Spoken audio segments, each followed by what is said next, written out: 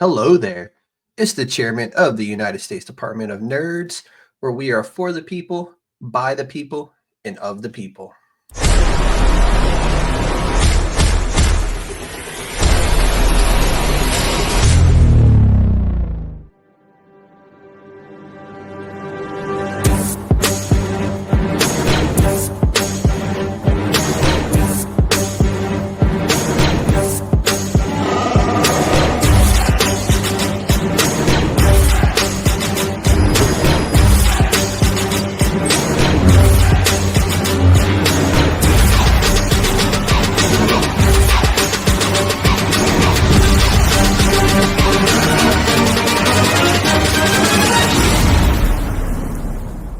It's a trap!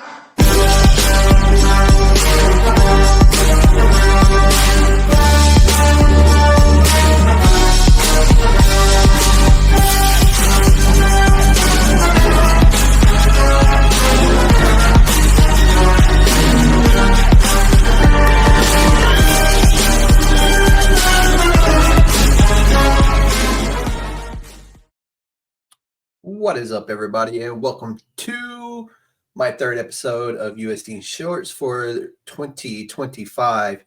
And this week we'll be diving into New Comic Book Day for January the 15th. So this week saw 244 new issues and 455 releases overall, according to CLZ. And those numbers are returning to average for this time of year. Everybody is wanting to get their new comic books out. And with the news of one of the big distribution companies closing, I have no idea if that's going to affect comics moving forward, or if companies are already prepared to step in and take over some of that distribution for them. But that's probably for another time. Let's dive into New Comic Book Day. And as always, we'll break this down by publisher. And as always, we'll start with Marvel. So this week we have from Marvel, we have Rogue Savage Lands. And this is a book I've been waiting for quite some time. And this is being written by Tim Seeley. And this is the Adam Hughes Foil Variant. And I'm really excited to dig in and start reading this one because it's been a long anticipating journey for this one to come out. But staying in Marvel for a few more books, I have a new number one for y'all, but I had to go back to last week's New Comic Book Day because it did come out last week. And that is Daredevil, Unleash Hell, Red Band Edition. This is being written by Erica Schultz, which is one of the main reasons why I went back and picked it up, because I really like her writing. And this cover was done by Joshua Swaby. And how cool is it? We're getting Daredevil in a Red Band edition. So I'm pretty excited about this one as well, especially with us getting the new trailer for Daredevil today. So I thought that was a pretty cool pickup to grab today. Moving right along, coming back to this week's New Comic Book Day, we're going to a journey to a galaxy far, far away. And we have Star Wars, the Battle of Jakku, Last Stand. This is issue 3 of the final leg of this comic book. And so it's issue 11 of the 12-part series. And of course, this is written by Alex Segura. And this cover was done by Alan Quah. Of course, we got Admiral Akbar on the cover. Always cool to see him show up in other forms of media. In this book, we see Luke entering the underworld to strike a deadly bargain and take on a new threat that is threatening to put everything the rebellion has worked for at risk. So that's really cool. It has been a very, very good read so far, and I'm really going to be sad when it ends on the next issue.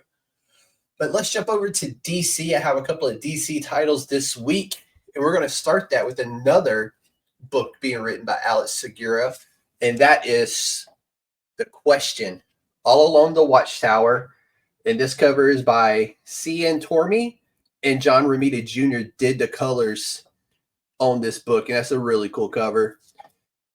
In this issue, we see as the mystery is evolving, and they're learning that it may have something to do with the Atom Project. So that's kind of cool and exciting all at the same time.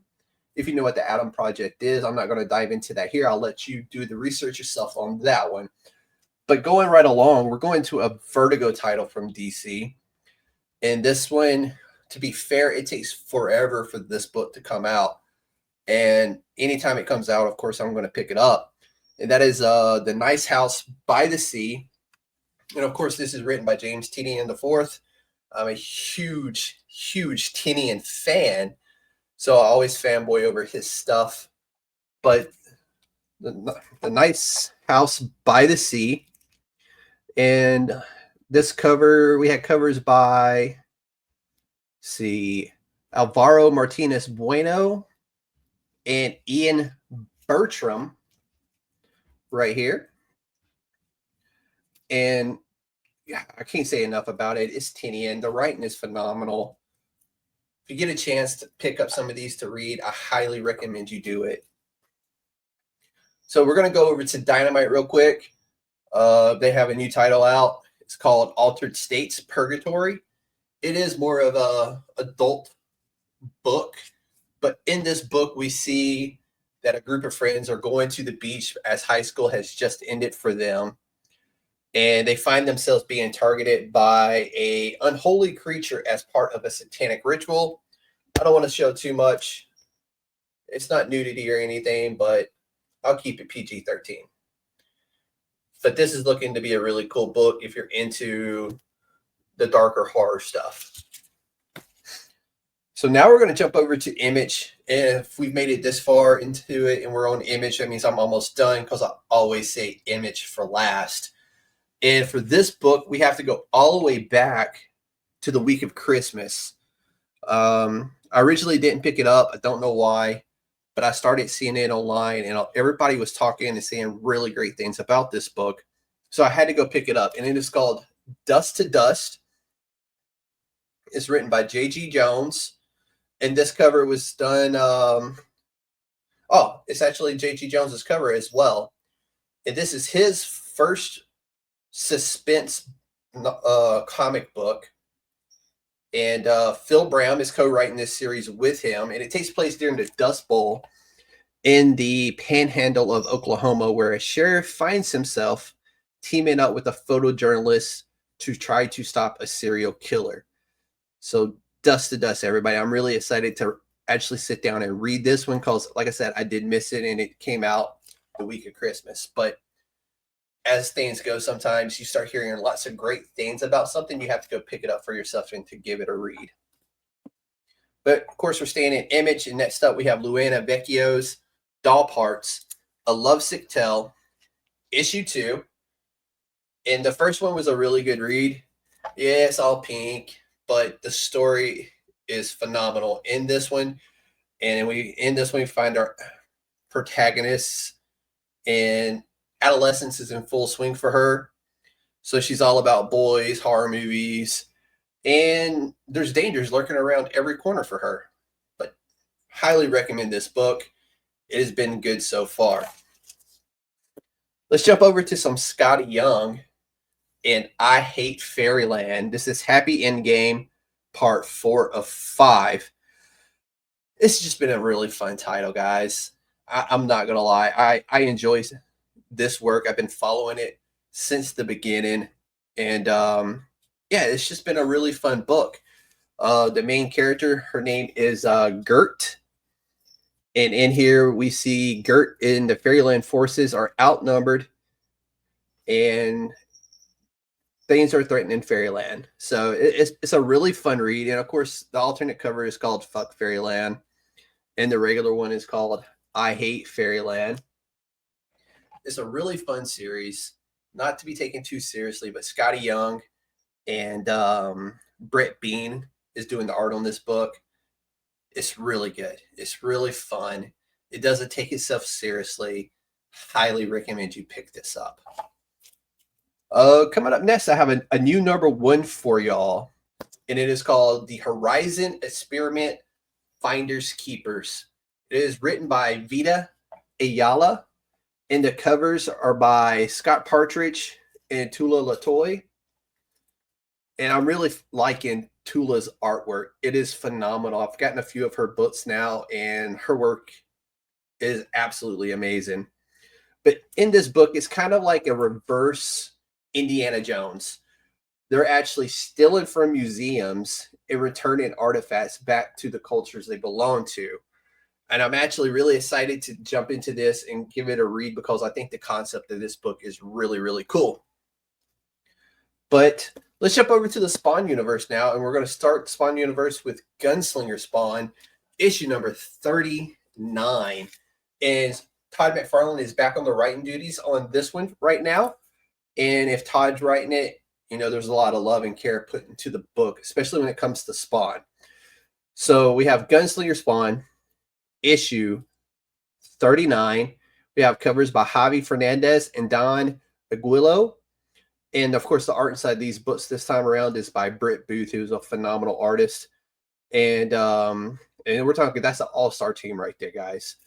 But these, we find Gunslinger, when he was pulled into the future, he was dying.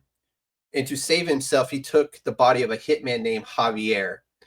And now Gunslinger Spawn is finding himself face to face with Javier's father. And his father is none too pleased. So here's the covers this week for that. Really cool covers right there. But Gunslinger has been a phenomenal read. And I think last week or the week prior, we had Tales of the Gunslinger Spawn, which is a completely different series focused on the Gunslinger because he is that popular of a character right now. Now, last but certainly not least, we have The Scorched, which is also a Spawn universe series. And this is issue 37. Is this time around, this is being written by John Layman. And we got covers by Bjorn Behrens and Daniel Henriquez. And the art in this one is done by Steven Segovia. And so the in this arc, they've been looking for medieval Spawn, and they finally have found him. But he is being held by a sinister cult looking to gain control of his mind so they can use him for their own sinister, acts. But that is all of my recommendations for the week of January the 15th. I want to know what y'all are picking up. Let us know down in the comments of this video what you're picking up, or if you have any recommendation for us. We're always open to reading new books that we may not have thought about before in the past. That's the end of this episode. So I want to thank everybody for tuning in this week. I'm working and experimenting with my new setup here, so it's going to take me a little bit to get used to it. I'm hoping that, by next week's episode, I'll be a little bit more used to how everything around me is working now. The new camera is cool. It's AI driven. That's why you see it following me around. So it's going to take me a little bit to get used to that and figuring out how to actually control it the proper way. And if you didn't know, I did do an article recently with the Pop Break. It was 2024's Match of the Year. So, and that is currently out now. I've shared a link over onto the Facebook group and on all the other social media platforms as well. So big thank you to Bill and the Pop Break for that opportunity. But that's all I have for you this week. I hope you enjoyed this episode. If you did, please hit that like, share, and subscribe button for us. That goes a long way, and we greatly appreciate it. But on behalf of myself and the Council of Nerds, this USDN short is USDN approved.